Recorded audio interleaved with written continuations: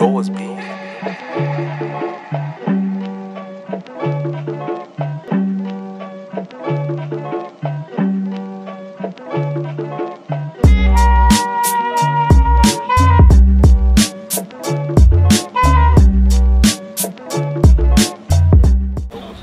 Yeah guys.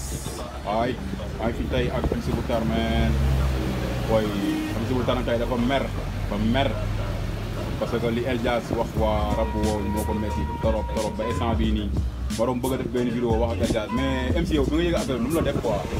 Asalaamaaleykum, maa ngi xaare hip hop Galsen di jaar ñëpp xam nga yow ko ben El Jazz moom fan la toj moom xamul dara féeg la quoi moom féeg la xamul dara nekk fi di xam nga féeg la xamul dara xam nga nekk fi duñu sonal naan rabu boo bi fayul yow loo xam lan nga xam yow si woo xamoo dara bu la naan rabu boo bi fayul quoi foog El Jazz doo dara yow doo dërëm El Jazz doo dërëm. mais kii est-ce que Samba Peuzzi tane wu ko sax.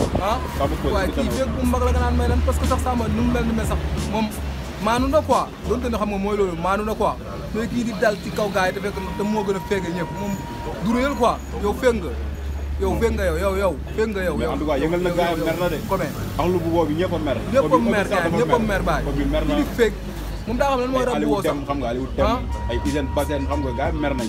kii El Jazz boobu féeg la xamul dara boole ci. mais lu ñuy xaar ci yow da nga koy defal son wala. dara non kii est-ce que jar na defal son man kii taxumaa jóg parce que moom xamul dara El Jazz xamul dara rapport yi gën a niil ci la bokk yi gën a niil Galsen moom El Jazz ci la bokk. El Jazz boo koy dégg. waaw vidéo Samba Peuzzi da lay disponible. mi ngi waaj a disponible le 17 incha allah na ko gars yëpp koj le 17 bi ñëw incha allah mi ngi ñëw bientôt one love thank you. Boas Beat.